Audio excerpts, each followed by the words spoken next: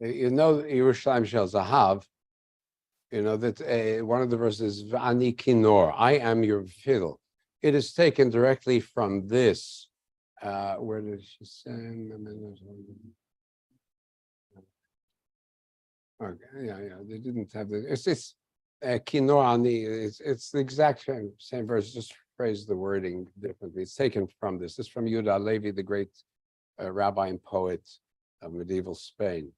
Okay, so with that thought, I'm going to close this down, and we're still on the share screen, and come to my theme. I'd like to announce, by the way, and this I will keep public, because people do see this in the newspapers. Are we folding? Are we not folding? We are not folding. The news of our demise is premature. We're working out still with the Iranian American Jewish Center, the conditions, the whole question about the building being replaced or not replaced, still up in the air. So we're still here for the high holidays. Your participation and joining and support is what will keep us going, not anything from the outside of us. So now to our Tisha B'Av theme. Very, very concerned. You know, we're very much split. Against, we see what, you know, we talked about this earlier, what we see in Israel. Somewhere around 1,000 Air Force Reserve units, Air Force Reserve pilots refusing to come to duty until this issue is resolved. And all about the question of should a judge use reasonableness or not reasonableness in determining a court case. And of course, the question, the great question that comes is, what do you mean by reasonable? Is that a reasonable decision or not? Is there merit to this question? So what's happening is that the basic rules about Supreme Court justice are being divided up into one piece at a time, a salami slicer, rather than the whole thing at one shot. But obviously everybody's worried, well, maybe you've got a point on the reasonableness, but now we're worried about the next step, which is who's appointing the judges. And that's where we're really worried. Reminds me, there's a famous story by, I think it's by Agnon al-Kotsoshel Yud, about a woman who has a get, a divorce document. And the question is, something is written on the Yud, the letter Yud has a tiny, in the printed Yud, has a tiny little triptych, a little kind of appendix at the very bottom. And it was missing in the scribe's writing. So did the scribe intend it to be a letter Yud? Was it not intended to be a letter Yud? Was it a smear of ink by mistake? And whether she is then married or divorced depends on that. Don't remember how the story ends up.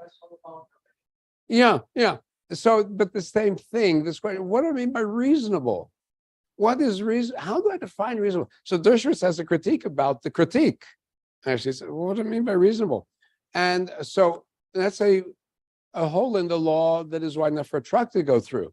And so there's some merit to the question, but what's behind it? That's the problem. Because we're not worried about the reasonableness clause. We're worried about who's behind the questioning of the reasonable clause.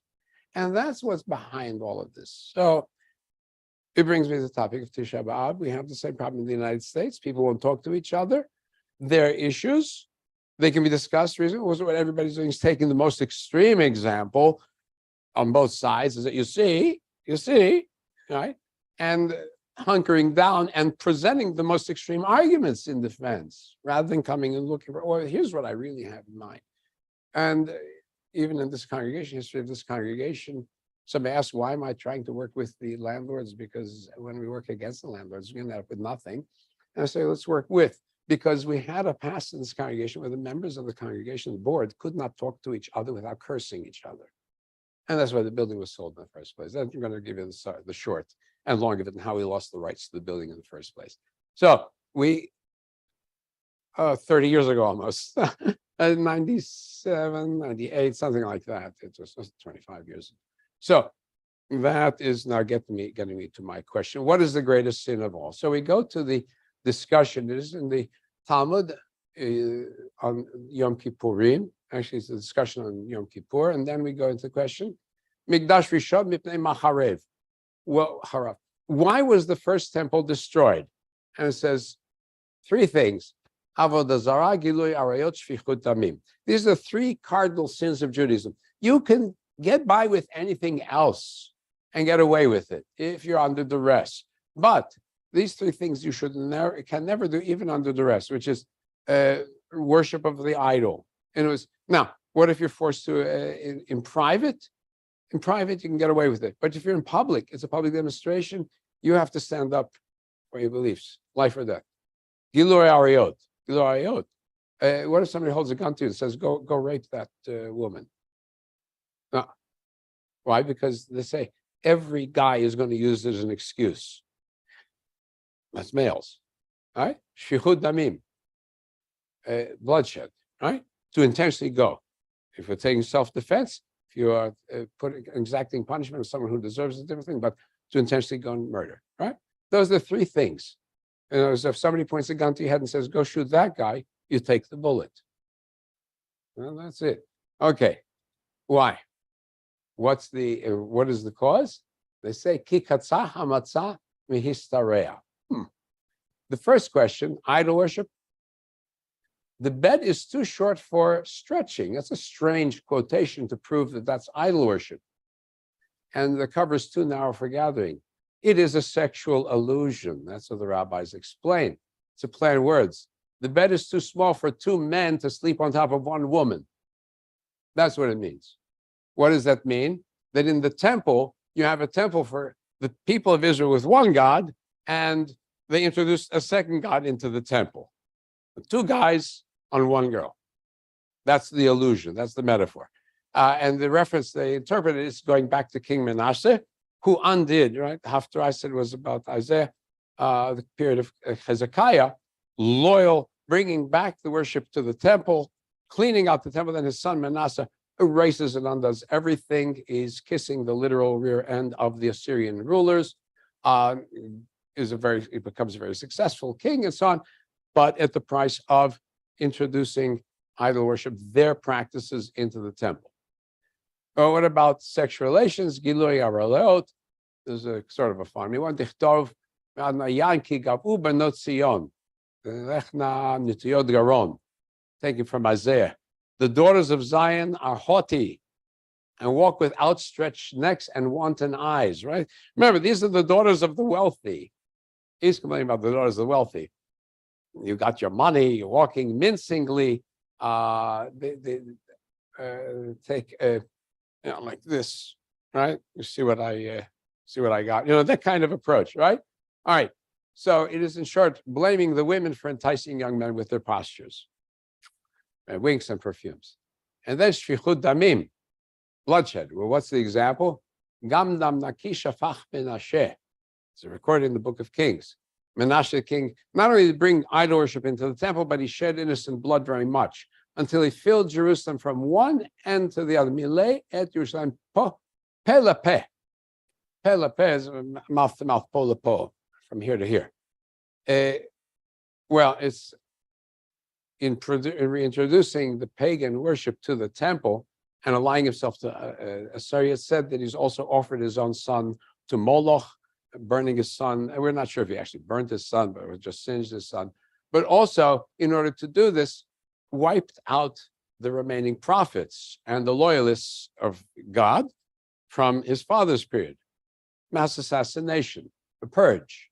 It is suspected that he even killed Isaiah, right, who supposedly would have been his relative. So it would just say, blame the men. So I got two of them blame the men, one blame the women. All right. Now what about the second temple period? Avamikdash Sheni, second temple.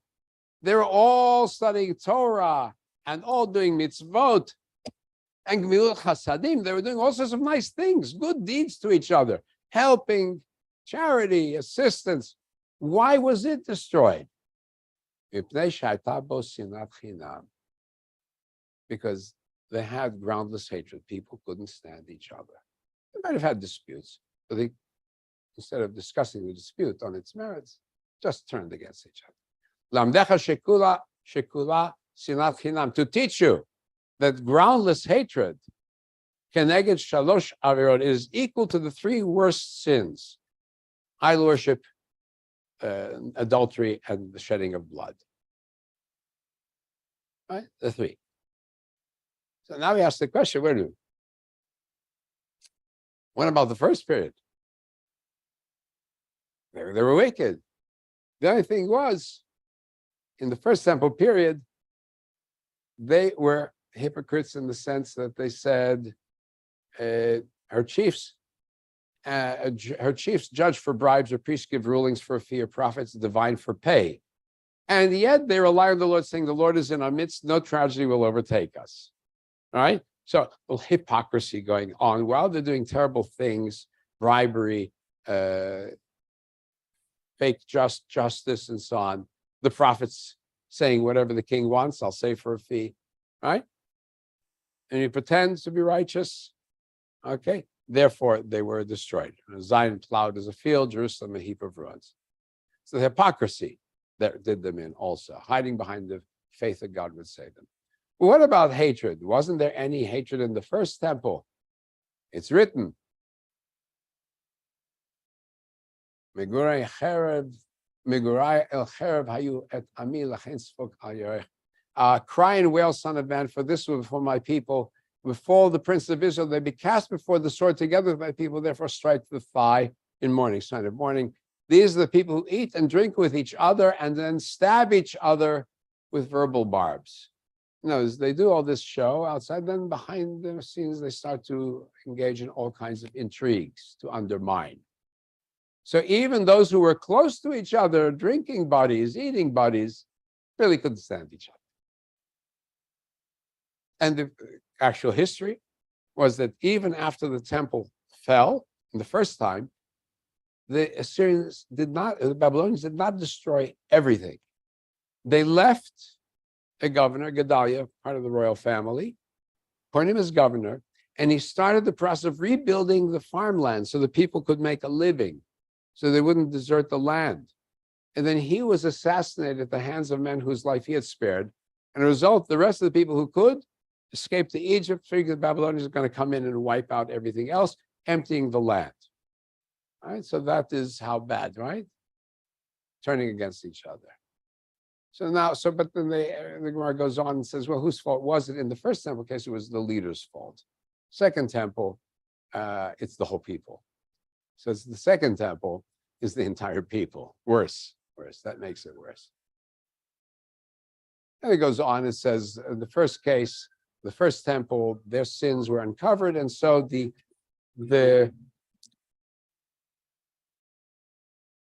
because their sins were uncovered by the prophets also uncovered or revealed what would be the end. The end was the first restoration. But in our case, in our time with the second temple, they did not understand what their sins were. It was not revealed to them by anyone. And so we do not know, and we have not been told when the end would come. That was 200 years after the temple when they were writing this, and it's been 2,000 years since. We hope we're at the end, we don't know. All right, so what else? We'll just go ahead.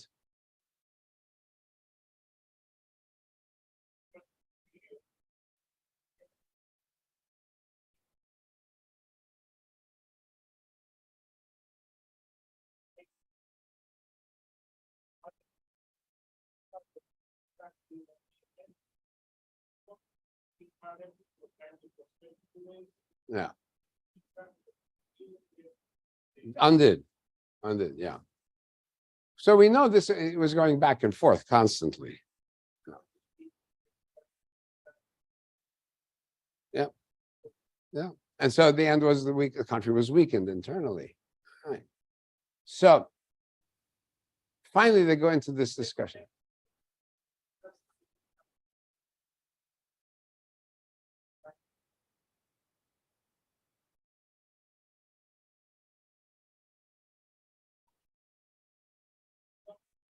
The general that actually led the campaign was Jewish.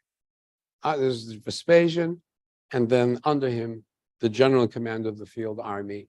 It was Jewish. It was from the family of the great Jewish philosopher Philo.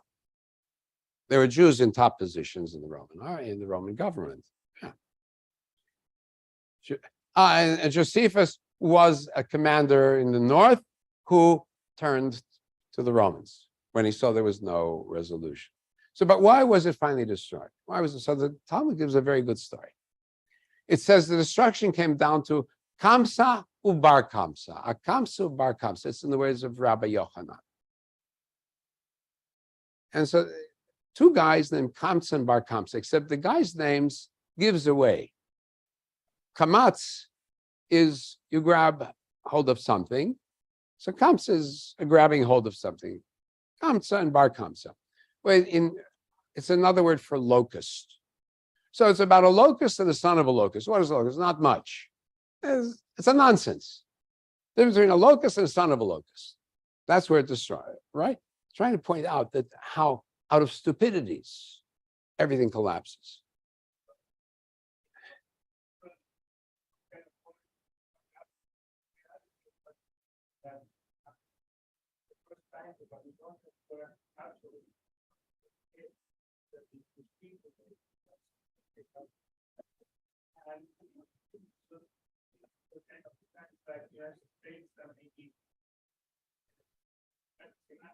I think culturally, I don't think culturally they had anything on Judea and the people of Judea. They had culture from Babylonia, from Phoenicians, from Egypt. They had no lack of culture by that time. What they lacked was the military power of the Babylonian Empire, or before them, the Assyrian Empire. With the Assyrian Empire, far worse.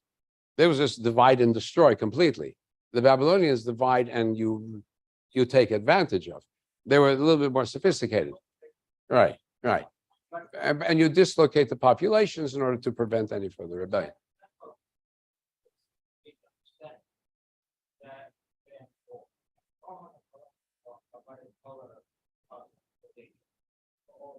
Yeah.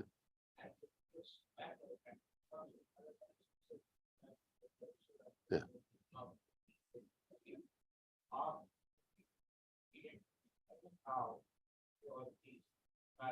Yeah, so here's the question. Yeah.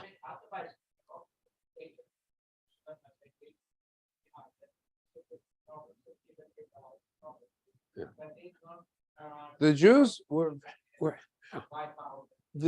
were a dangerous element in the Roman Empire because in a certain element of the Jewish people were convinced this was the end of days period.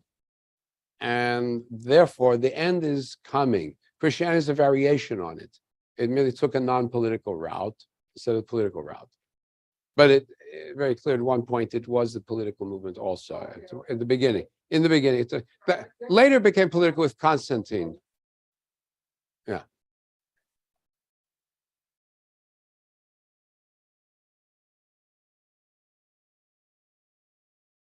Before Caesar, yeah. Oh, okay, later. That's much later. That's 3 centuries later. Yeah. But no, but all this is way before. All this is way before. Now, the early Christians, we believe some of the early Christians were part of the rebels also, right? Because there is one of them is described as zealot. One of the followers of Jesus is zealot. So we know that. But that's all that will split. But now we're going to talk about Oz. What did we do? So what's the story? But there's several stories, but the main one is the Kamsa Bar Kamsa. So what's the story? As I say, a nothing and a son of a nothing. That's what it is. So there was a certain man whose friend was Kamsa, his enemy named Bar Kamsa.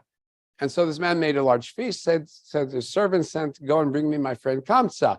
By mistake, he sent the invitation to his enemy Bar Kamsa. So they go to the feast, and he's perplexed to see his enemy at the feast, and he says, this is the enemy. What are you doing here? Well, I'm already here. Let me just sit and I'll pay you for whatever I eat and drink. Just do not embarrass me by kicking me out.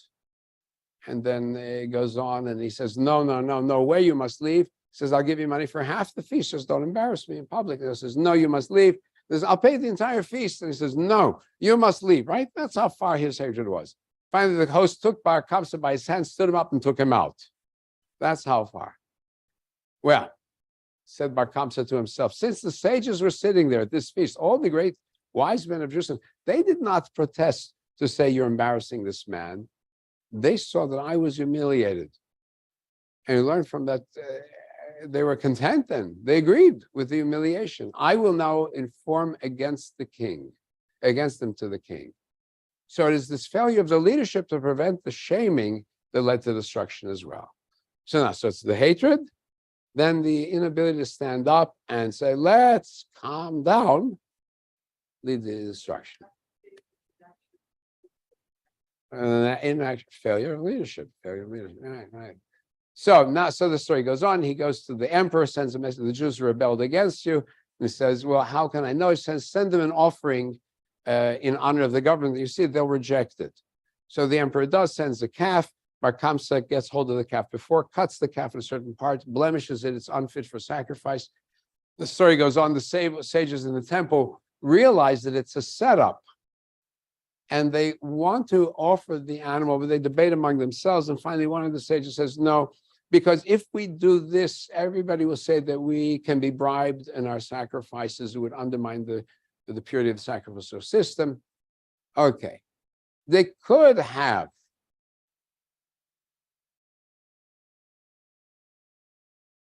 still said, there were certain zealots among the people of Jerusalem. The sages said, let's go out and make peace with the Romans. The zealots did not allow them to do this.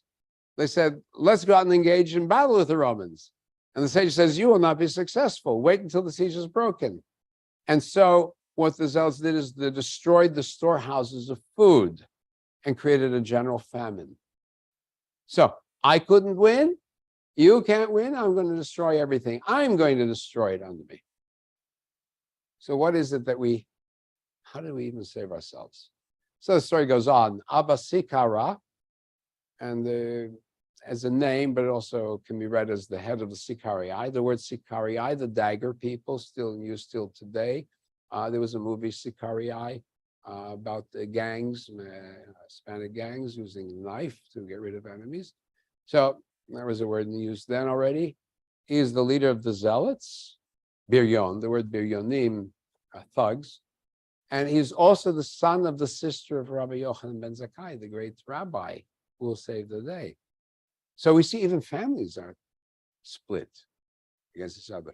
So he sends a message, come to meet me in secret to Rabbi Yochanan ben Zakkai. He says, and Rabbi ben Zakkai says, when will you do this and kill everybody through starvation? And he says, give me a way that I can leave the city. Maybe I can find a solution to this destruction and devastation. And so he's the one who says, okay, pretend to be sick. You may have known the story. Have everyone come, ask your welfare so the public knows that you're dying. And then pretend you're dead and bring something putrid so it will smell like your body's decaying. And then have your students come in, bring you in burial cloth, and let nobody notice that you are really alive, because a live body is heavier than a dead body. And so as they go out, the zealots are at the gate. They want to pierce him to make sure he's dead. And it says, no. This the head of the Biradim, the head of the zealots tells his guards, no. They would say, the Romans, that you even kill your dead teachers. Right? You have no respect. At least show some respect here. And so they open the gates. He's taken out. He comes to the tent of Vespasian. He says, greetings to you, king. And Vespasian says, why? You are liable for death penalty, because number one, I'm not the king. And secondly, if I am the king, why didn't you come to me before? All right? You don't say king when the other king is still alive. And so it's true, you're not the king, but you will be soon. And just as the talking message comes and announces that the previous empire is dead, Vespasian is going to be appointed emperor. And so it is true. He asks, why are you going to destroy the temple? And he says, if there's a barrel of honey and a snake wrapped around it, wouldn't you break the barrel in order to kill the snake? In other words, I have no choice. So he continues. Give me one thing only. He says, give me Yavne, which is a city. Today it's near, when you go between Jerusalem to Tel Aviv, you'll see signs to Yavne. Yavne and its sages. So there's an area which had an academy, Give me Yavne and its sages, do not destroy it. Spare the dynasty of Rabban Gamliel, that is the last of the Davidic dynasty who still were also the great leaders from the house of Hillel. Do not kill them as if they're rebels. Spare that dynasty. And give me the Dr. Steel Rabbi Tzadok, one of the great rabbis who was dying. 3 things I want. So he accorded him with it. And what was very important for us is that then Rabbi Yochanan ben Zakkai and the students there at Yavne instituted major enactments that kept the Jewish people together. They finalized what would be the accepted canon of the books of the Bible. So Jews around the world would have an agreement on what are the key core books. They formalized the Amida prayer, the 18 benedictions, which was the daily prayer that replaced the sacrifice. It had been in existence, but now they come up with a formal unified version. And then Jews around the world every morning, 3 times every day, 3 times a day, would be saying in agreement certain standard positions of faith. And that again served as a unification for Jews. Right? So that is how he was able to save us, and we kept on going. Yeah.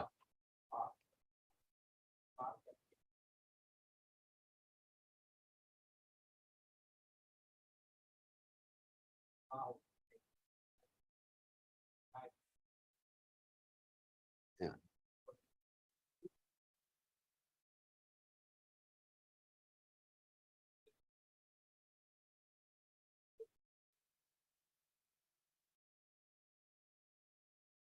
Well, I don't know if Josephus has it in his account. Josephus is our only real source outside of Talmudic sources or Midrashic sources. And Josephus is writing, and it's very interesting. Josephus is writing. He's got to be in good lights with his Roman masters, but he also wants to highlight the greatness of the Jewish people, because he wants the Romans to understand how great this people is that they defeated, unlike the Germans or the Britons or the other and the Frankish tribes and so on. Unlike them, this was a very wise and powerful and ancient people. That's why he writes Antiquities of the Jews to show how far back, because if you have antiquity is your claim to authority, right? Not newness, not a new discovery. You're right if you are ancient. Going back before the Egyptians, he's answering the Egyptians about their claim about, well, who was Moses? Was he a thief? Was he a great leader? He's answering them, and he's placing himself in a good light, but he is also in the process. You see, for example, the great speech at Masada of Yair and the suicide speech. And he's phrasing it, we don't know what Yair, the head of the Zealots, said, really, but he's creating a speech showing the power of the determination of liberty for these people. Great, great speech by itself. Now, is it he said it or Josephus wrote it? But right, he's making this case for the Jewish people. That's what he's trying to do. All right, so this is a reminder to us, and one good thought, that the very next sentence in the Mishnah that tells us about the days of fast of Tisha B'Av now says there was no greater day than the 15th of Av, when the men and women would pick their mates for the future.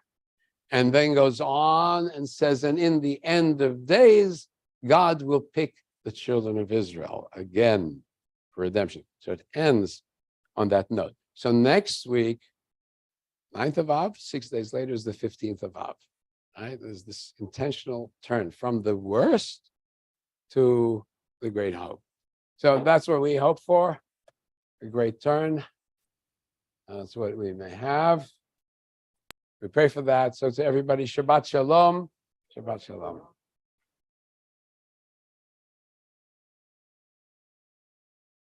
Okay, Kiddush is served.